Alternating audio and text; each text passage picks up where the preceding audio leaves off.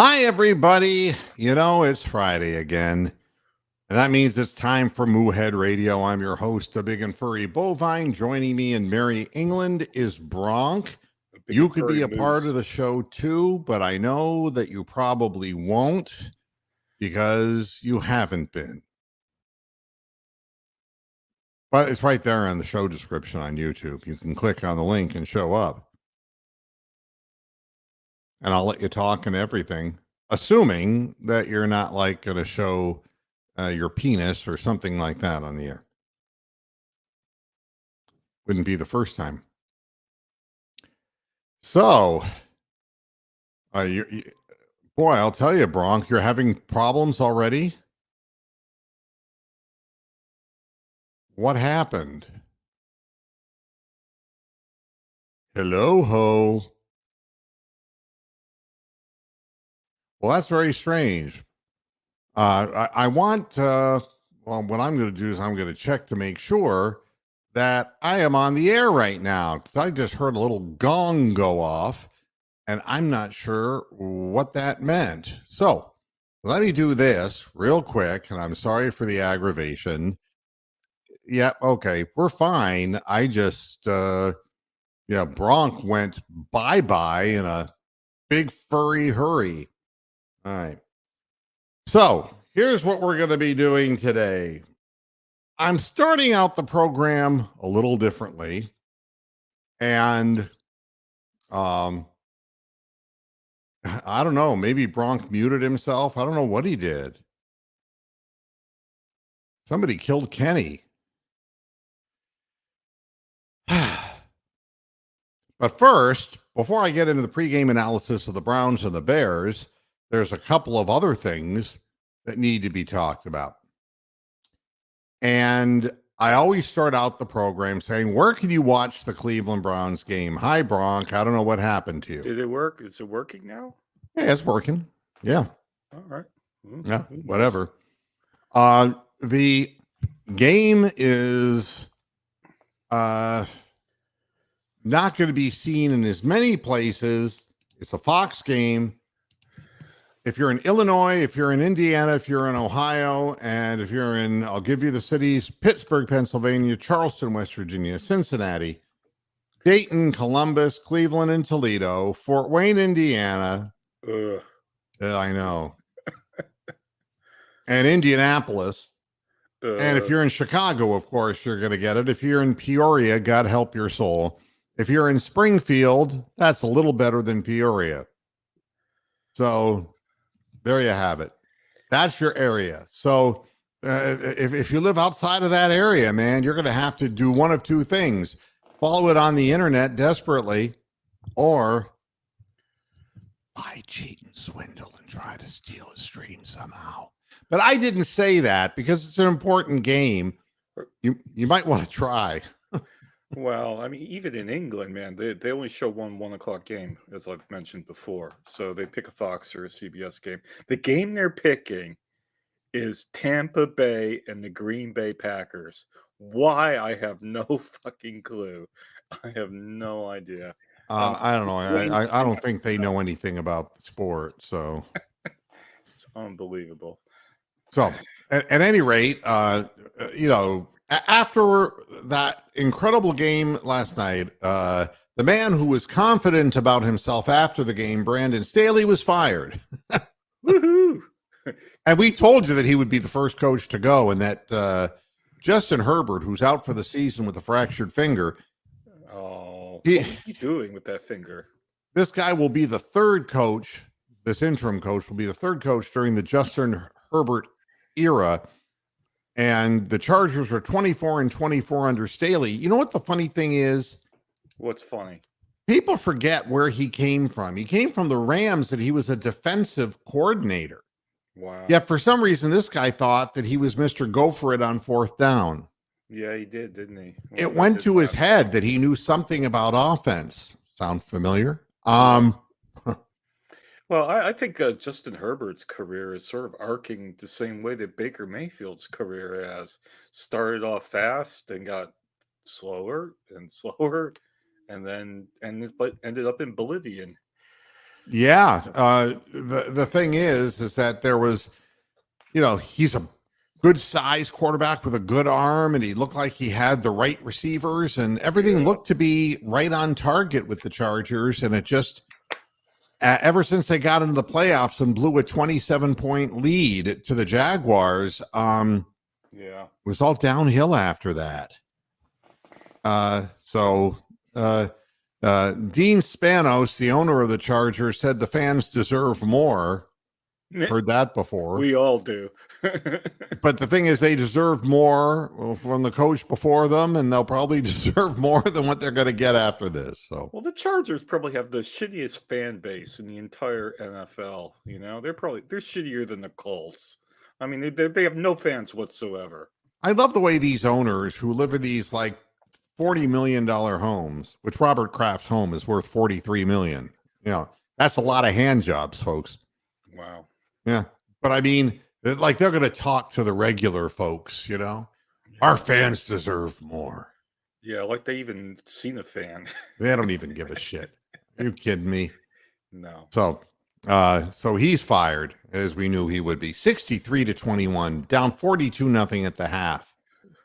That's the kind of game that Amazon Prime is like, Yeah. Where did our audience go at halftime? Yeah. And I say, what audience? Wow. All right. And The who are injury these report. quarterbacks? I've never fucking heard of the quarterbacks that were playing in that game. Stick? A guy named Stick. Who the fuck is he? Where'd he I don't know. come from? But this is, for all the talk you hear about, the Browns really fucked up. They don't have a backup quarterback, No one does. Yeah, exactly. You pay your quarterback big money and you end up with Joshua Dobbs or a guy named Stick. Good Lord. Denzel Ward listed as questionable. That means he's out. He's always questionable. Yeah, so it seems. He must have a permanent headache by now, And I don't know what the Browns are doing with Okoronkwo. I mean, if he has a torn pec, he goes away. Yeah, he can't play. But I don't understand why they're waiting to announce the fact that he's out for the season. It's just typical more Browns bullshit. Ethan Pokic gone. He's not going to be playing. Dead? Is he dead? No, he's just not going to play. Juan Thornhill, who, it was funny. The way this was described was that he was working to get back and the calf muscle flared up that he tore. Wow. Well, that's what happens if you use the motherfucker too soon. Wow. Well, our strength and conditioning coaches must be the last crappiest guys in the world. I mean, what the fuck is going on with them? Well, one word I never want to hear again. What? Tweaked. Oh, God, yeah. Do you know? All right, so I don't know. I guess Denzel Ward tweaked his shoulder, and 4 weeks later, he's still probably not going to play. Dead, yeah. Right. And Anthony Walker tweaked, something. I mean, how vague could you be? Stefanski said that Walker had tweaked something. Oh, God. Well, why doesn't he tweak my dick?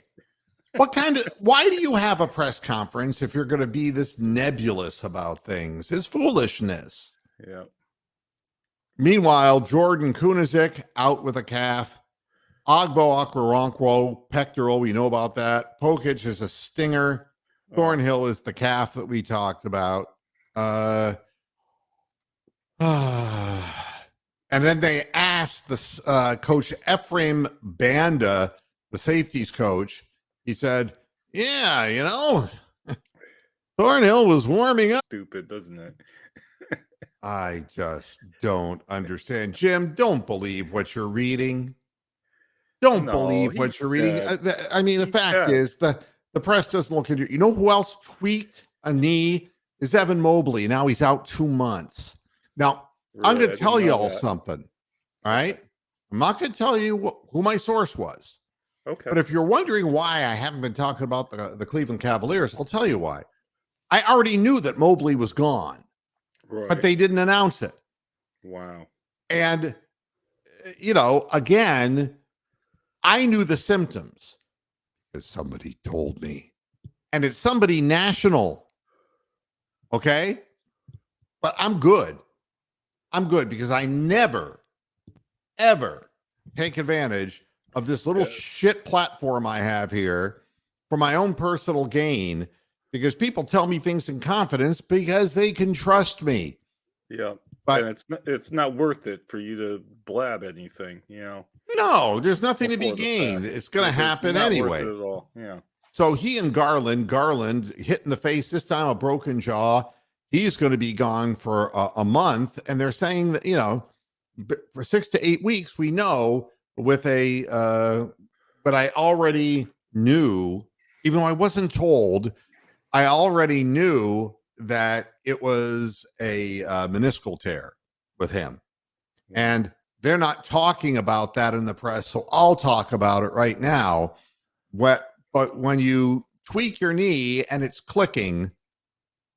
Yeah, that's all not right, good. Just so the Cavalier organization can know that I know. All right. You're not fooling anybody, folks. In the end, people who want to find out will find out. And people with honor won't break your little stupid secret society club. But when you don't tell the truth to people, that's the kind of shit that happens. Yeah, we have a safeties coach who doesn't seem to understand that. Yeah, and who is he coaching now? There's nobody left. He's got yeah, the Emperor of Ethiopia back there, and that's it. yeah. And here's the quote: "He's such an explosive athlete that if your tire is blown, the car's just not going to move the way it needs to." Thank you, doctor. Wow. It just kind of flared up on him again. Well, that's because he wasn't rested enough. Wow. So that's grim. Yeah. Now, I want to have a positive angle on this program. Really? Because there's so much negativity on Twitter. Yeah. And there are people who are just trying to fire up the masses because they realize that the bipolar jagoff who now owns Twitter, the crazier you are, like Alex Jones, the more chance you have of being either reinstated, which is good. This got to be great news for somebody like Brian Holman, because there's always hope. No matter what you say, if you do it on Twitter, not YouTube, but if you do it on Twitter, you'll be coming back, especially if you're saying racist things or, whatever horrible shit you can think of that falls into the MAGA game plan. All right. And as far as the liberals, they can go fuck off too, because I'm tired of all of the bullshit. But one positive thing that doesn't get talked about. Okay, I'm ready. The single greatest thing that the Browns have been missing since they came back to Cleveland. Yeah. It's what? A veteran quarterback that can play. Right. Everybody would say quarterback, but that's not the right answer. What's the right answer? Culture. I mean, stop and think about the Steelers and the Ravens. That's the word that they use over and over again. Yeah. And the reason is because the guy who starts out preaching the defensive mantra stays there for a long period of time. And whoever takes over that mantra. Correct, yes. And they never stray and it isn't like, we're going to go with Joe Woods. We're going to suddenly go back to a 3-4. We're going to be a zone defense, or it isn't that.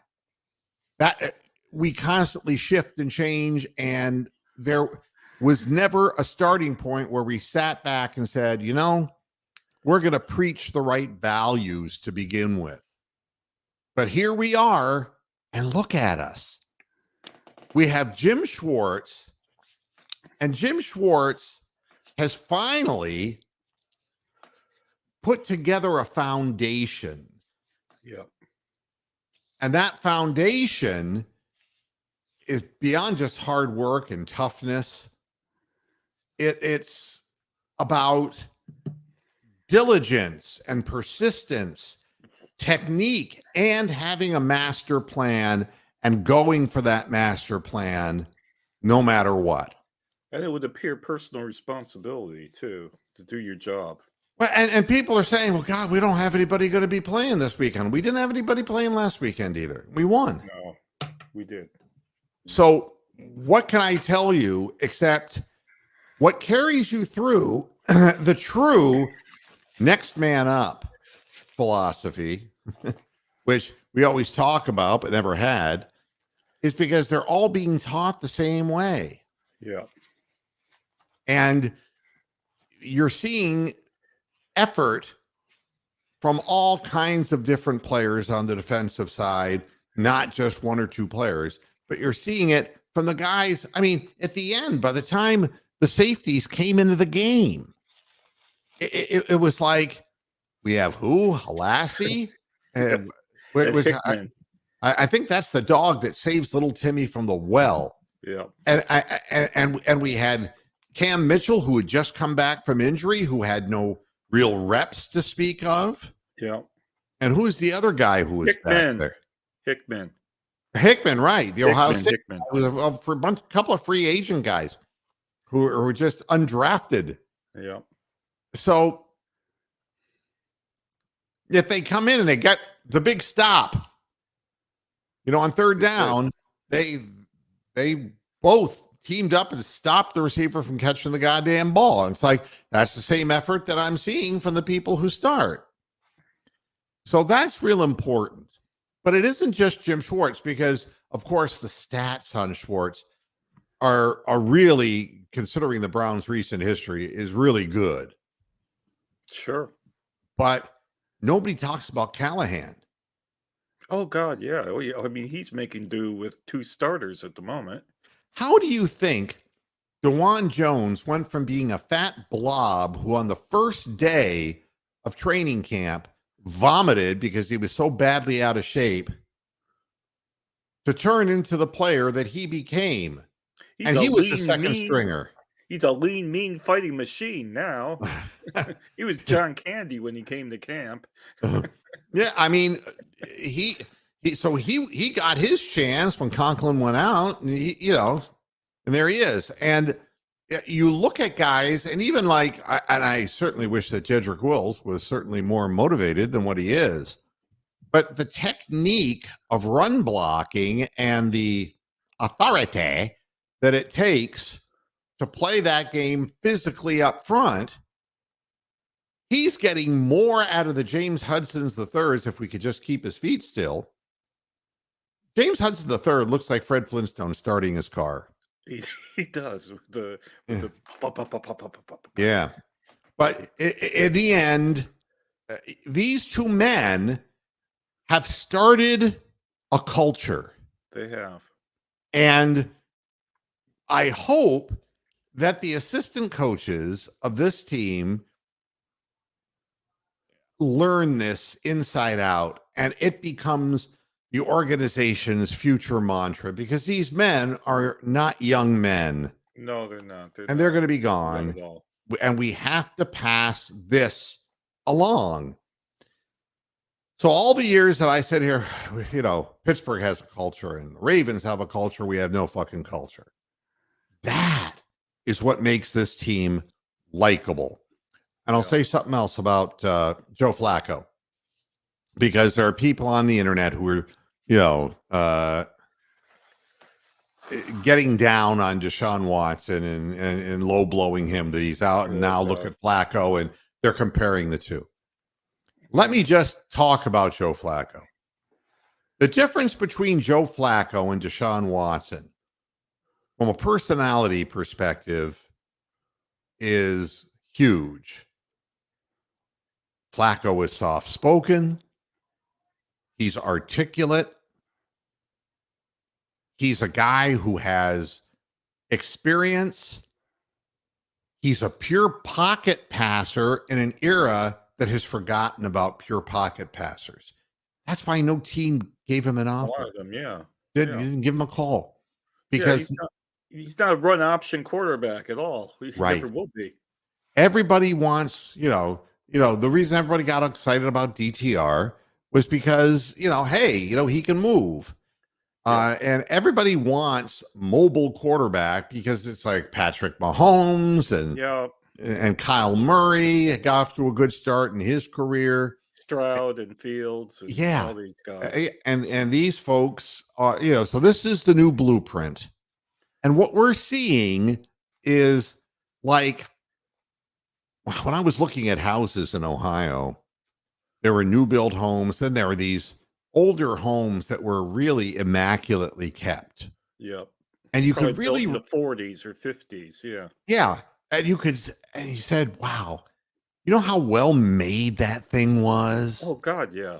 I Stuff in mean, the 50s was amazing. it still looks great. That the new build homes are not going to even be standing, I don't think, Yeah. 60, 70 years from now.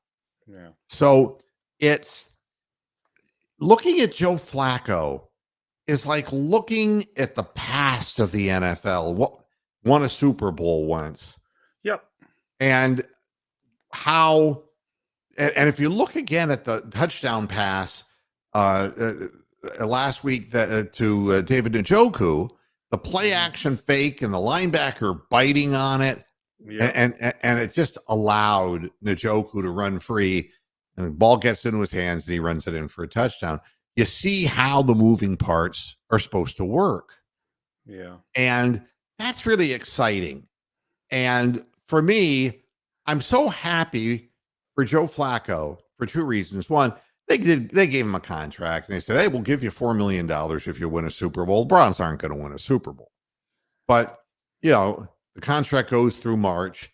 And basically what they're saying to Joe is, Joe, you're helping us out. We're going to help you land a job. And who knows what job Joe's going to get. Yeah, he should be bumped up into the organization, really. Yeah, I mean, but you listen to him speak in the post game, he's calm, he's cool, he's collected. It's not that he's the greatest quarterback in the league, but he knows what he does and he sticks with what he does. And it happens to be a good fit for Kevin Stefanski. Yeah. And, because you have an active running game and you have, the ability to play action pass. On the other hand, the reason that fans are not warm toward Deshaun Watson is because he's rather quiet. He's not very talkative. He doesn't appear to be appreciative the way that Joe Flacco's appreciative. And if you met him on the street, the two of them, I think most of us would like Joe Flacco more. But you have to remember, you don't have to love your quarterback personally. Not at all. The quarterback was brought in to be able to get the ball downfield and to buy more time with his legs to open up the field downfield. That's what Deshaun Watson was brought in for. And it's not an offense that Kevin Stefanski is real good at producing. So, I don't blame one person or another.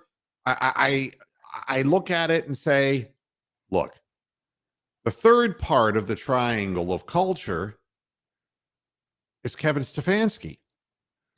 And I'm going to say something good about him because people say, oh, you hate him. I don't hate Kevin Stefanski. I don't know him. I think he should have an offensive coordinator. That's what I think. But he obviously has the attention of the players because he's the top of the pyramid as far as coaches are concerned. And he's getting people to play hard. Yeah. Every week. We're not seeing the letdown and the quit that we've seen in years past under other coaches. Oh, God, yeah. We're not seeing that. It's not that we don't have bad games every now and then, but my goodness, we're not seeing the quit. And so Kevin Stefanski has a lot to do with that. And that's the way I look at this. I'm happy that the team has a compass and that they're doing things in a way where they're really trying hard. Yeah. And they may not have the pieces and the parts to get done as much as we as fans would want them to do. You can't criticize their effort.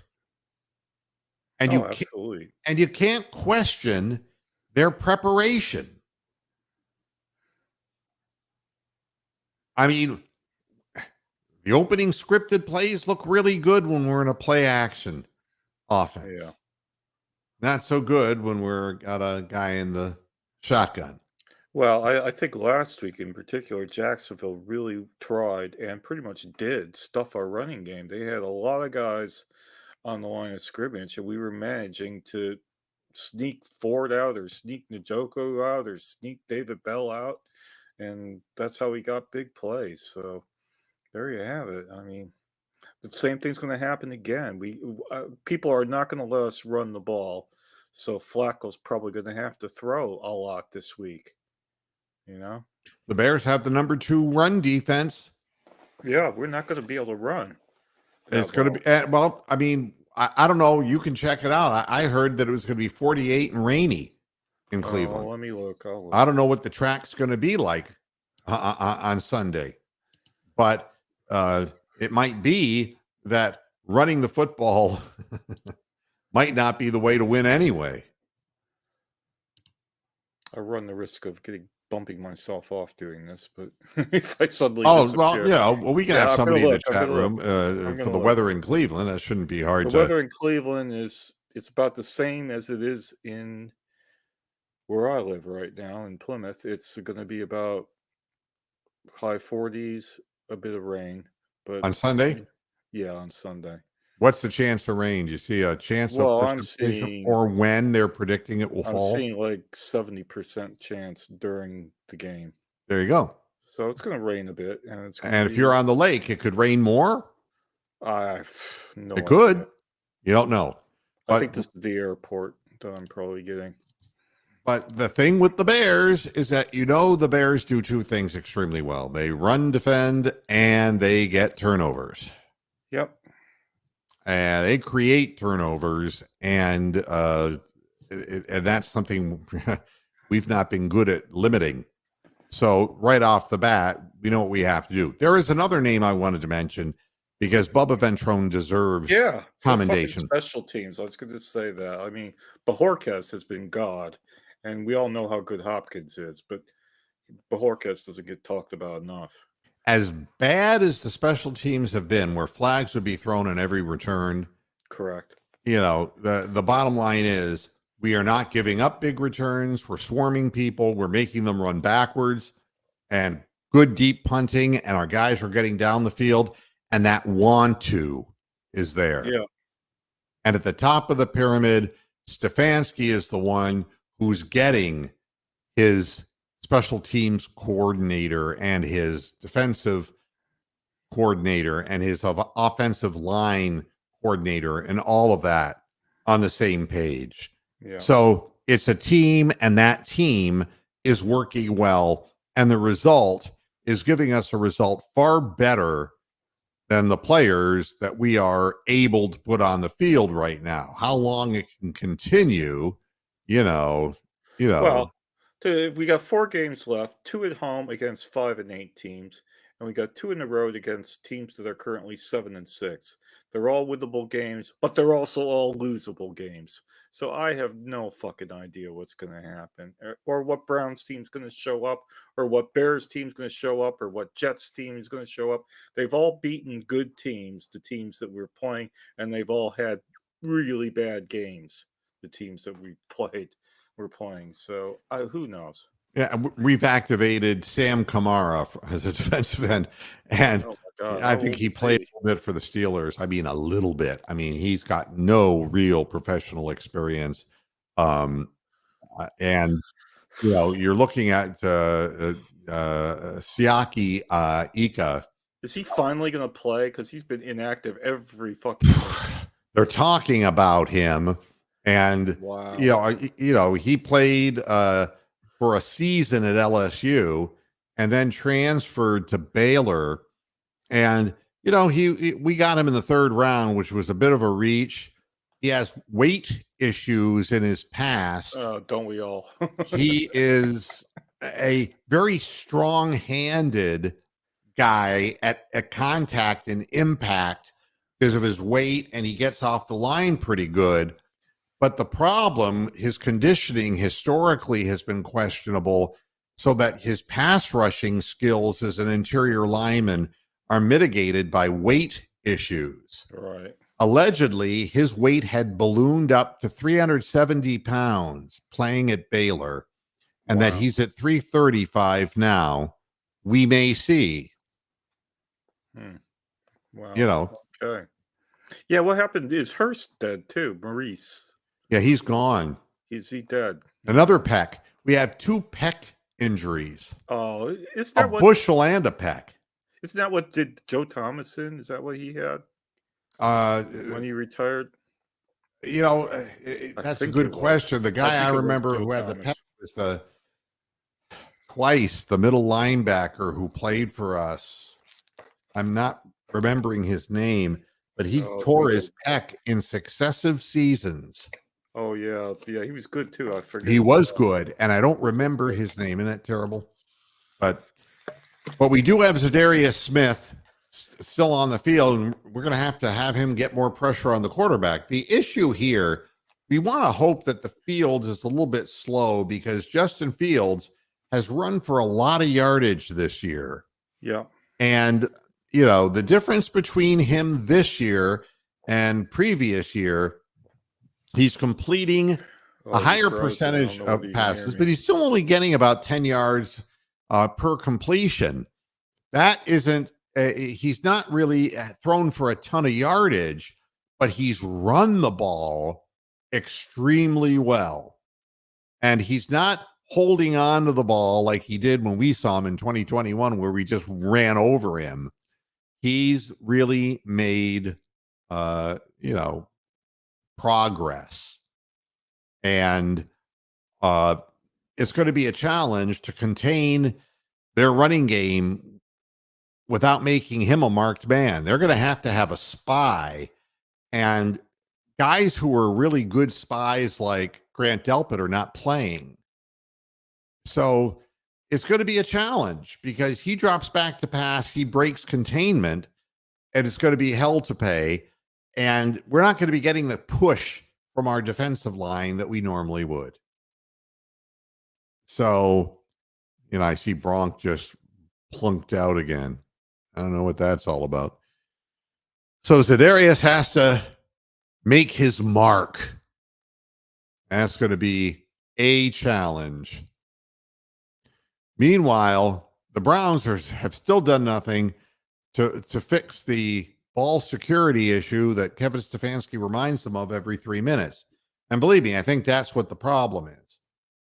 I think you have to start taking a more positive approach to this, because right now, the more players press, the more they're going to lose the football. And you saw it in yesterday's game if you stuck around long enough. Just the sheer will of ripping the ball out while the Chargers were just not awake.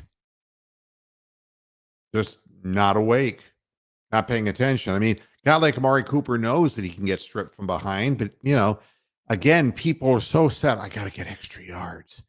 I got to get the yards after catch. They forget there's somebody behind him, and whack. We've just got to be smarter. Yeah. But the coaching staff has to really do something to inspire and instill a little confidence in these fellas.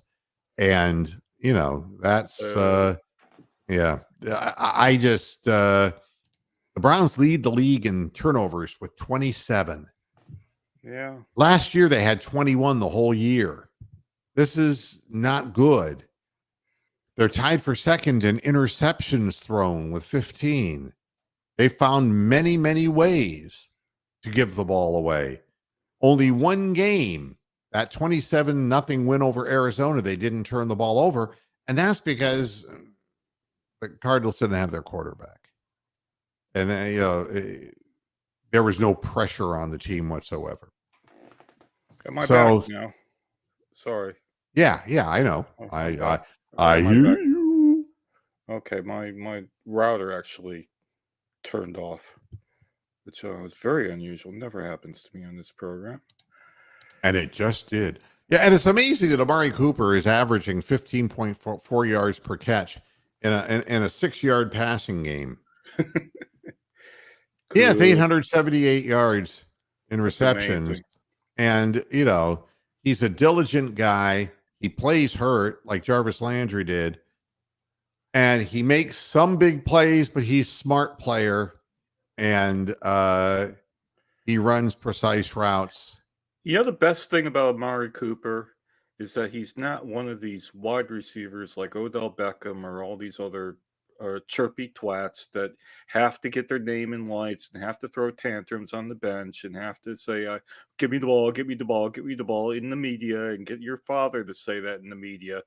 He just goes out there and catches the passes and, plays the game the right way. God bless him. And that's right. I mean, you get sick and tired of the yapping. Oh God, the Pickens and the all these guys, Claypools and all that lot. And second in rushing yards allowed, the Chicago Bears run defense. Oh. 79 yards per game they're giving up. Yeah. And and Montez Sweat was traded to Chicago at the end of October. He's played well. The Bears defense, 5th total defense, 272 yards a game. 5th in pass defense, allowing only 180.6 yards per game. Only giving up 18.2 points per game. They're 5-8. They're not scoring enough points, but they're doing better in the recent weeks. They're 3-1 in their last 4. Yeah. The Bears, in addition to having Montez Sweat, have Justin Jones. He has 3.5 sacks. Montez Sweat has, I'm not sure. I think he's 4.5 this year. Now, their front took a hit because Yannick Ngakwe is out with an ankle injury. And he had 4 sacks and 25 tackles this year. So that's one thing that they don't have going for them, but everything else they have. And again, the problem here, Captain Fierce, is if you pass too much, that offensive line with James Hudson III and another fill-in on the line. And another fill-in because the center. Yeah. Yeah. How are they going to pass block? It's a good question. Yeah. We're going to find out on Sunday. It's going to be a trick to this. Against the Jags last week, they ranked in the top 5 in rushing yards allowed, and Jerome Ford averaged about 4.3 yards a carry. We had a few decent runs, but we relied heavily on the pass. So, everyone's again picking this game as a low-scoring game, like all Browns games. Well, are we getting to the picks now? Yeah, I don't see why not. I can tell you what others are saying. Yeah. Yeah, which is how we usually start out this segment. On ESPN, all right? What they're saying is the Bears defense will have another 3 takeaway performance. They think that Jalen Johnson and Jaquan Brisker are each going to intercept a pass. The Browns are 2-2 against NFC teams this season, but they've won both at home and lost both on the road, which seems to be true of the team in general. Yeah. So right now, Jalen Johnson is their top corner, and he's allowed 0.7 yards per coverage snap. It's amazing. Wow, he's great. Really had a great run of it here. Right now, as it stands, and this is just, odds. If the Browns were to beat the Bears, they'd have an 89% chance of making the playoffs. If they lose, a 68% chance. Sure. So It's an important game. Need I say more?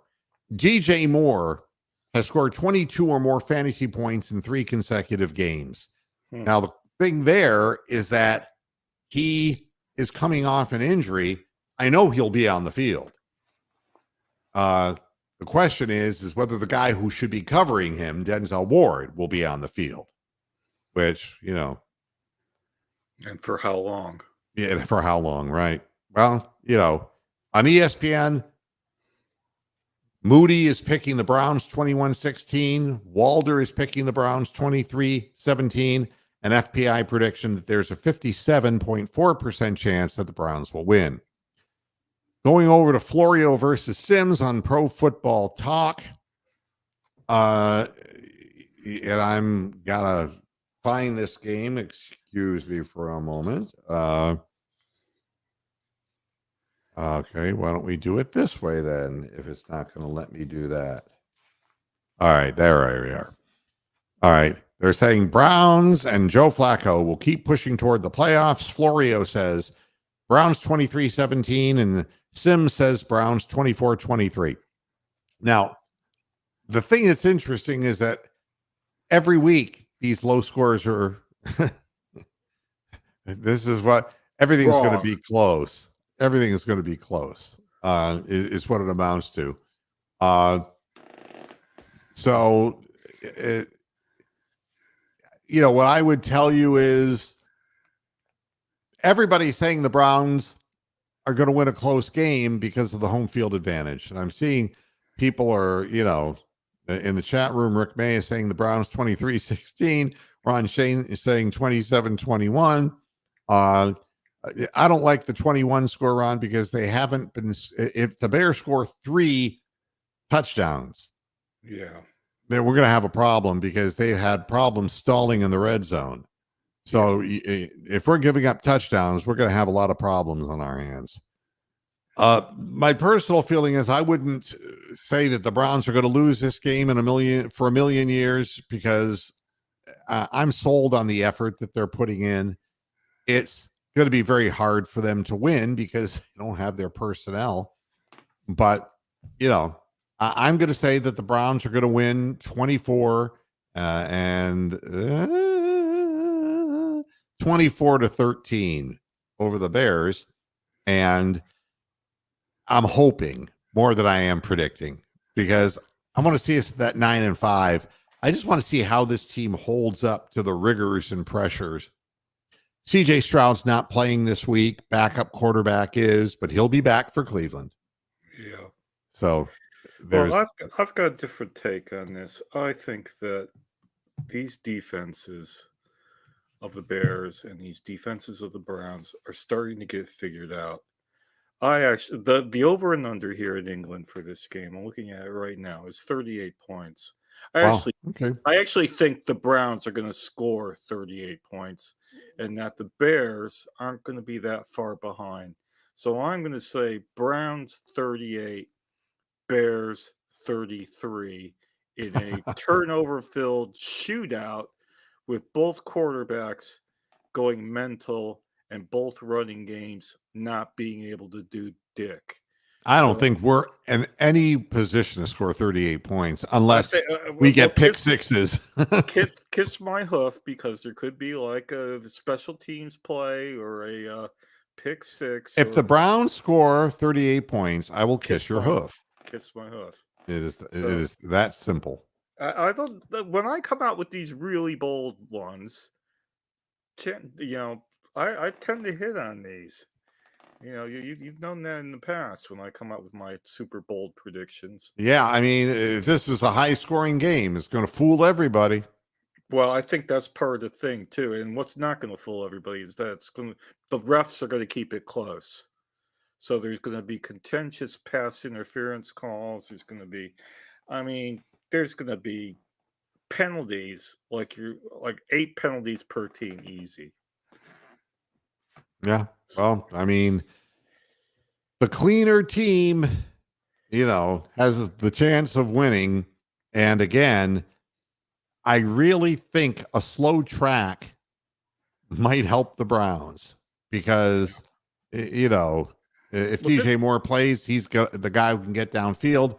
And again, Justin Fields will have the legs to buy himself time to possibly exploit inexperienced he'll safeties have a who take he'll have a big play because he's Schwartz is going to have to revert to slightly a bit of Joe Woods' technique of having zone. safeties like block, not be up on the line or not be Uh, spying well, or the other thing is just safeties making mistakes. I mean, you got young yeah. guys back there now who just don't have a lot of experience. And when you have a quarterback who extends plays, if they take their eye off their man for a split second, it's a bomb and it's a touchdown. Well, the thing about these young guys is that they're going to be trying extra hard, and they might be trying a bit too hard, like overrunning plays or or biting on fakes that happen, or leaving guys uncovered that they trot down the field. So, I really do think this is going to be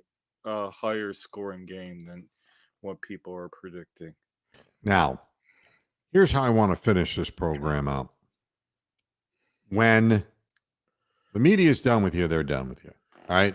And I just want to point out that, if you go on Twitter, it's like a wild roller coaster ride and it will upset you and make you angry. And really, you're best off not spending any time on Twitter. Yeah. Right. That's the first thing, because nothing is predicated on fact and information. It's just trying to ruffle people's feathers. When the media gets on a story, they get on a story. And, so the comparisons between Joe Flacco and Deshaun Watson, that shit starts up. And they get on a story that's going to get them attention. And when they're done, they move on to something else. Correct. But I want to talk about Draymond Green. Draymond, our buddy, the guy who kicks people in the nuts. Draymond Green was the same cocksucking, motherfucking, lousy human being when the Warriors were winning titles. Correct. Kick LeBron James in the nutsack. You all know the history. Yep. He's a sucker punch artist. Yep. And he has an emotional problem, a violent streak, and they called him an enforcer. Yeah, he was a dickhead at Michigan State all those years ago. So, yeah, he's always been a dickhead.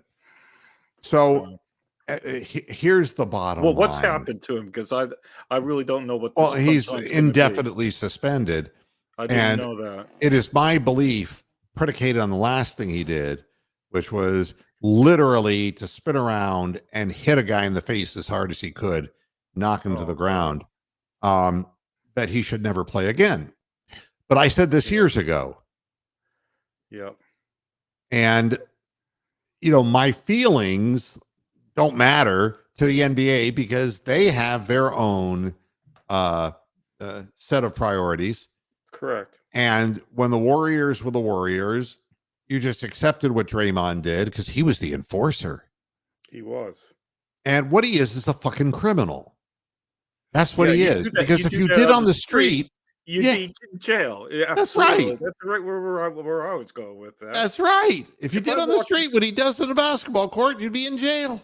If I walked into a pub and did that to somebody, the CCTV camera would have me in jail for like 3 years. So there you go. Yeah. So, I mean, the Wolves' Rudy Gobert feels empathy for Draymond Green. I feel no empathy for him, no sympathy for him. I feel nothing for him. No. The fact of the matter is he's been blessed to make big money playing on a great basketball team. Dynasty team, really. Yeah. Let's be honest. They were a dynasty. Yeah. And he re-signed for more big money this year. Wow. And this is how he thanks everybody. And now they're not winning. And now all of a sudden the NBA says, "Oh, you're not you're gone for an indeterminate duration." Where was it years ago? Same guy doing the same shit. And it was unprovoked too. It's not like that, it's not like the Miles Garrett thing with the helmet. Everything that he did was was not provoked. If you don't ask the questions, you don't get the answers. And if the press doesn't ask the Warriors during their, epic years, it's like, why do you tolerate this guy doing this shit? Team Yeah. stood up for him back then. No, he had a reason. This guy was doing this to him. This guy was doing that to him. They had their No, he reason. didn't. But the press accepted it. Wow. They never followed up because they were the dynasty team, and you can't just, you just can't say anything bad. So no empathy, no sympathy. Hope he never plays again. And here's something else. When Wow. you have the kind of problem that he has, it's like Mike Tyson disease. Yeah, he'll end up in jail doing something on the outside, and it's tragic, and we shouldn't be making fun of him and all that. But yeah, I could see it happening. I mean, first of all, Mike Tyson, the baddest man on the planet, right? They start calling you the baddest man on the planet, and then there's And you going to have be to live people. up. You have to live Yeah. up to it. It's the gunfighter thing. Yeah. Everyone's going to test you. Everyone's going to try you. You the fastest draw? Yeah. And that's what it comes down to. And people are going to see Draymond Green in public. They're going to start up with him. Absolutely. And, it's like Ja Morant. The league is bringing him back after 25 games. Well, But, you start waving weapons willy-nilly in public. I mean, these signs are there long before anything's done about it. Yeah, there's symptoms. They're warning signs that people should take action or intervention Absolutely. with. So, Draymond Green to me is somebody who needs help.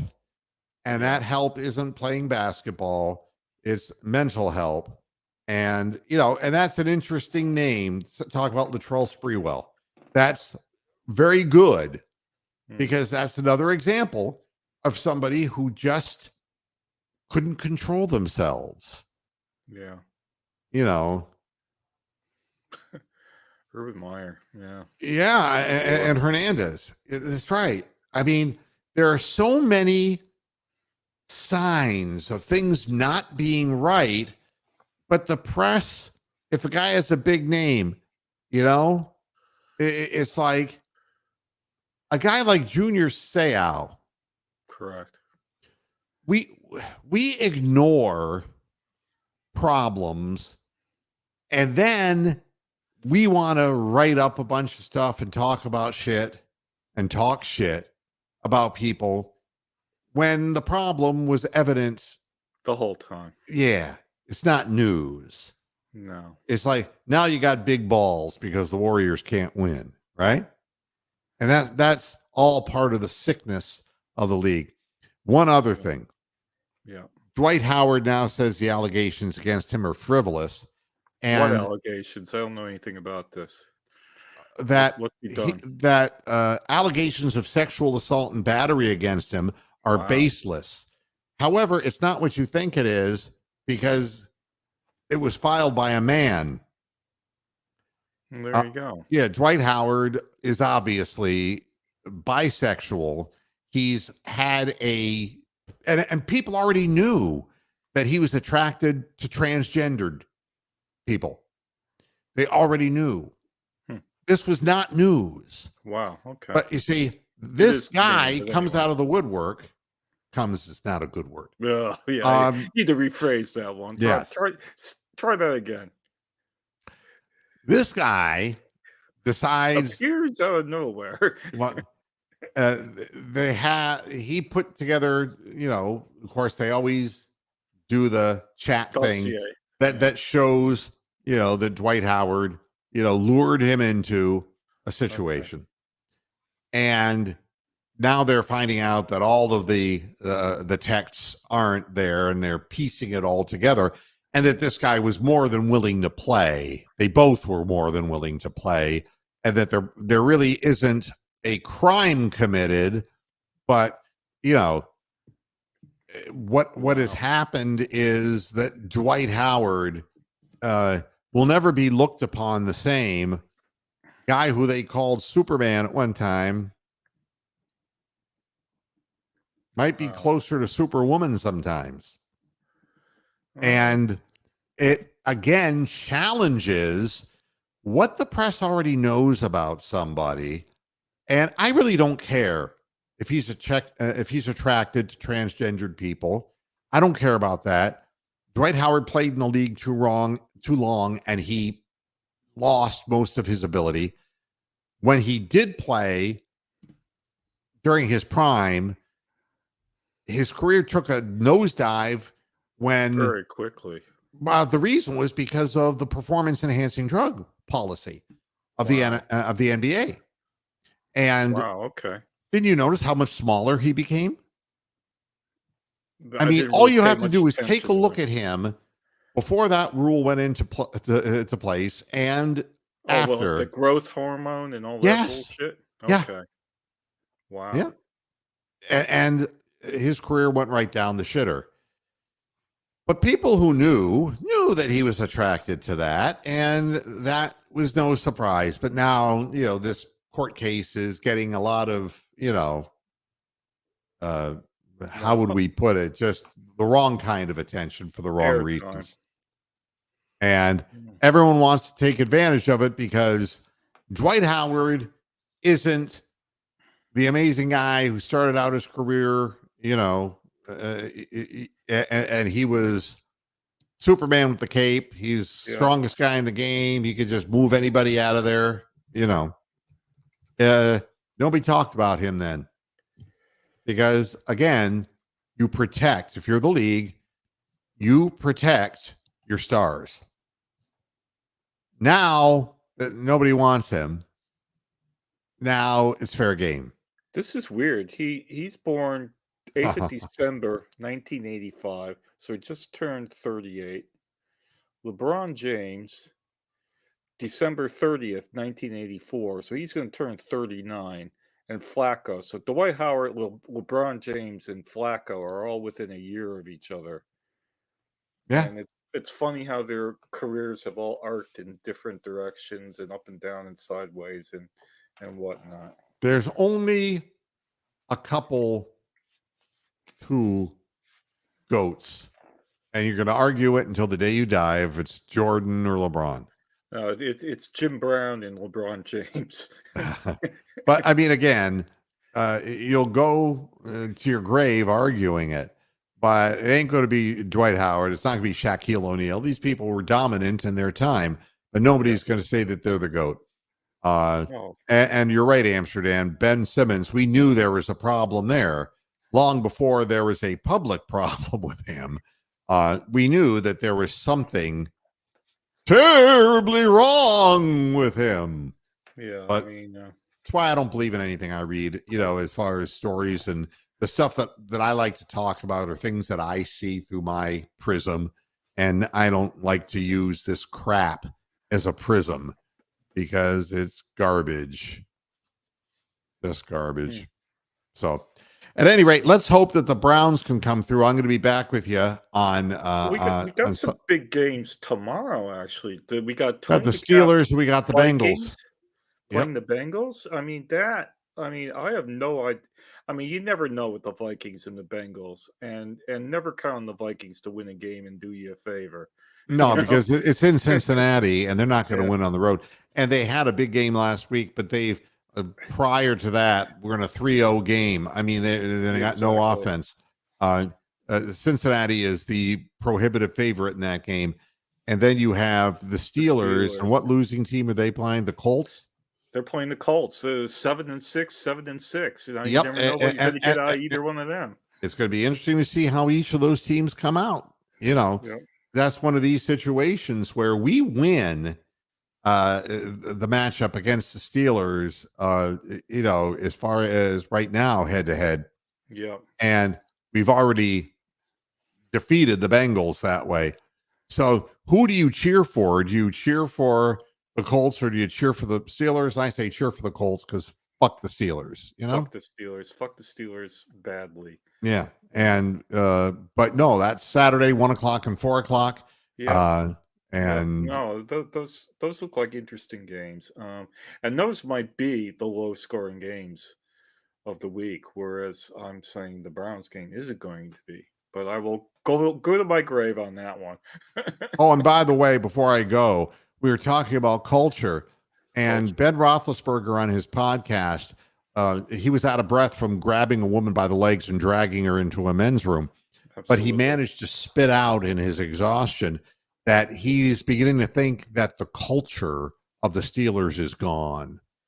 Oh, And we're going to find out, Aw. and and with it maybe Aw. some of the calls. The bottom line is we're going to find out what Steelers team comes out on that field and how it gets done, because they have really their love affair with their fans is getting strained because they're so used to having a long tenured quarterback that going through this Mark Malone, Bubby Brister period again, it happens every 20 years with these guys, and they're just not used to it. But it'll be interesting You to got see. to do Myron Cope for the you haven't done a voice yet today, so oh my god, the Steelers.